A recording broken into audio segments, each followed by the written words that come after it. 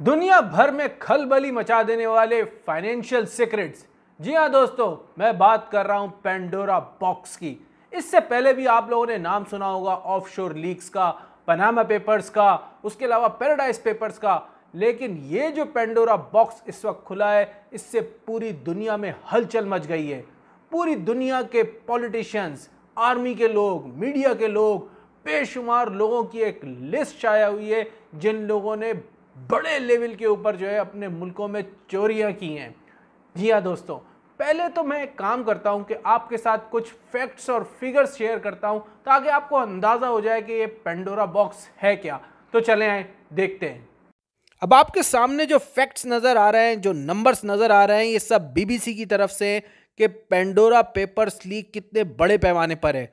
14 sources से जो है ये चीज़ें जमा की गई हैं।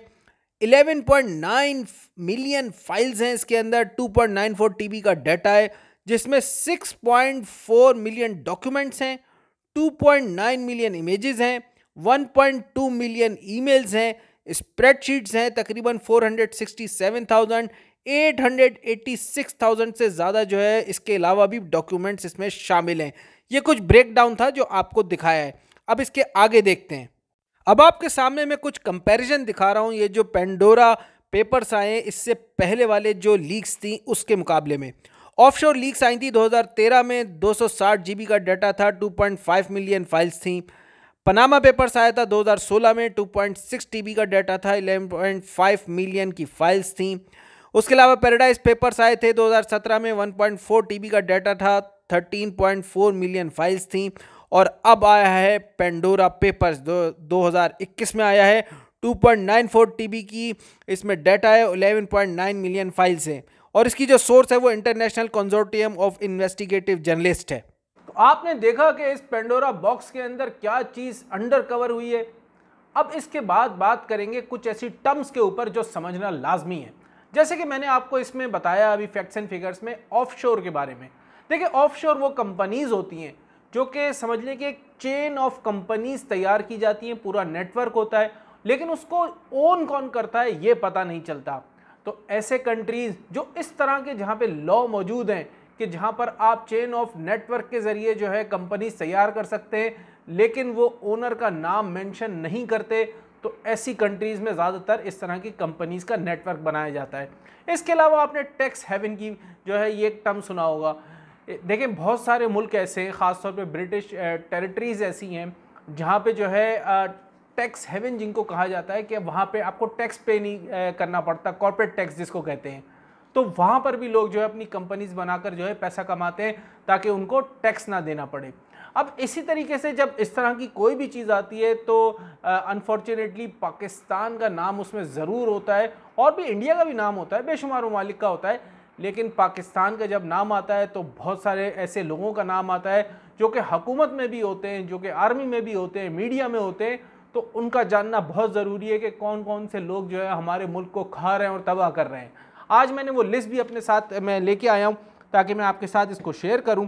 तो इसमें देखें, ख़ास तौर पे मैं कुछ चीज़ें और भी आपको बताता चलूँ कि बहुत सारे मुल्क जो है ना इसको क्रिमिनल अटैक नहीं समझते, बल्कि इसको कहते हैं कि अनइथिकल है, लेकिन क्रिमिनल अटैक नहीं है। ये जो टैक्स हेवन की मैंने बात की ना, अब इसमें जो है ये पेंडोरा बॉक्स जो खुला है इसमें तकरीबन 5.6 ट्रिलियन डॉलर, 5.6 ट्रिलियन डॉलर की जो है वो बात की जा रही है कि इतना बड़ा अमाउंट जो है वो इसकी रेंज है। और इसकी रेंज ये इन्होंने 5.6 ट्रिलियन से 32 ट्रिलियन तक की रेंज दी है, और मिनिमम अमाउंट 5.6 ट्रिलियन है, जो कि ये इस पेपर्स के जो पेंडोरा बॉक्स है उसके मुताबिक जो है इसमें आपको नज़र आएगा जो पैसों की चोरी है। अच्छा, और इसमें जो टैक्स का लॉस्ट हुआ है इस पूरे गेम में, उसमें 600 बिलियन डॉलर का लॉस्ट हो सकता है टैक्सेस में। यानी कि कितना टैक्स बचाया जा रहा है पूरी दुनिया में कि अगर ये टैक्स गवर्नमेंट को दिया जाए तो गवर्नमेंट अपने मुल्क के लिए क्या क्या कर सकती है और कर्जे उतारने के लिए भी क्या क्या कर सकती है। अच्छा, अब बात करेंगे पाकिस्तान की। उसमें टॉप कैबिनेट के मेंबर्स शामिल हैं, मिनिस्टर्स शामिल हैं, मीडिया के लोग शामिल हैं, और ख़ास तौर पे जो आर्मी के ऑफिसर्स हैं उनके रिलेटिव्स। देखें, होता क्या है कि कोई भी जब अपने नाम पे नहीं करता है ये सारे काम, वो अपने किसी न किसी रिलेटिव, अपनी बीवी के नाम, बच्चों के नाम, ख़ास तौर पे पाकिस्तान में जब आप देखेंगे तो उनके बीवी बच्चों के नाम पे बड़े बड़े बिजनेस निकलते हैं, चाहे वो दुबई में हो, सिंगापुर में हो और ब्रिटिश टेरिटरीज़ में हो, यूएसए में हो। अब कुछ बात करते हैं कि इसमें कौन कौन से नाम शामिल हैं।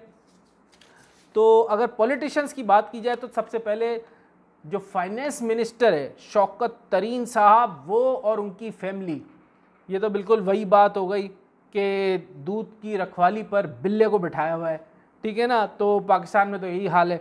उसके अलावा जो मिनिस्टर हैं वाटर रिसोर्सेज के मुनिस इलाही साहब, उसके अलावा अब साहब तो नहीं बोलना चाहिए, चोरों को क्या साहब बोलना।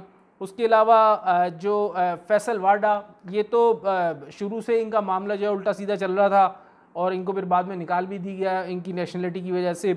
उसके अलावा जो फाइनेंस के एडवाइज़र थे प्राइम मिनिस्टर के, वक्कार मसूद ख़ान साहब और अब्दुल्ला मसूद ख़ान साहब, अच्छा ये लोग हैं। उसके अलावा फैमिली मेंबर हैं minister for industries and production के यानी कि Khusro Bakhtiyar.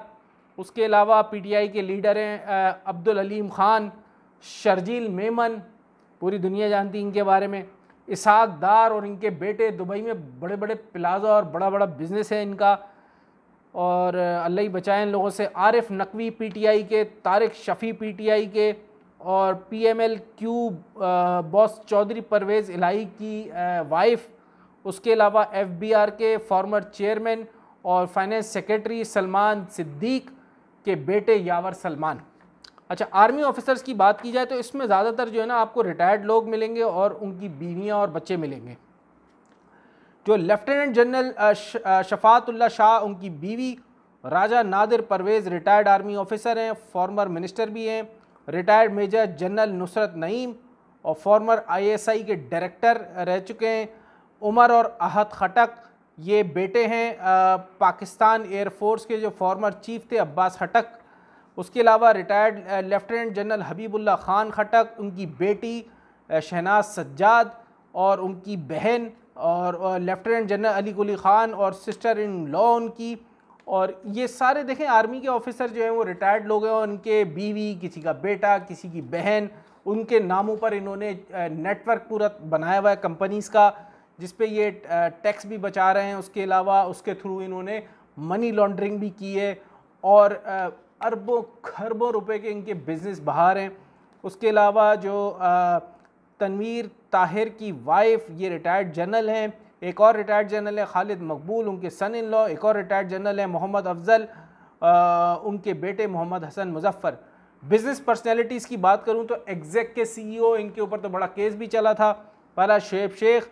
National Bank of Pakistan के प्रेसिडेंट आरिफ उस्मानी और नेशनल इन्वेस्टमेंट ट्रस्ट के मैनेजिंग डायरेक्टर अदनान आफरीदी।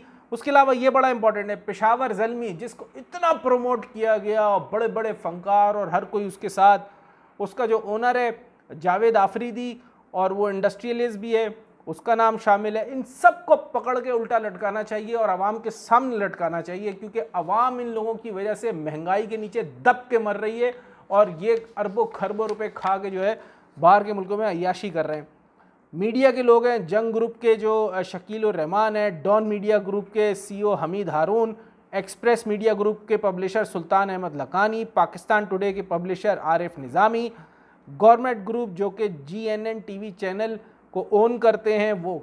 तो ये तो मैंने एक ब्रीफ आपके सामने लिस्ट जो है वो रख दी है, ताकि आपको पता होना चाहिए ये जो पेंडोरा बॉक्स है इसमें इतनी मालूमात अब सबके सामने आएगी। मैं ये डिमांड करता हूँ कि जितने ज़्यादा समझ लें कि पावर के साथ इमरान खान साहब जब पनामा पेपर्स आए थे उसके ऊपर आए थे और इतना ज़्यादा जो है सब कुछ हुआ था मुल्क के अंदर, बिल्कुल इतने ही स्ट्रांगली उनको इस वक्त आना चाहिए।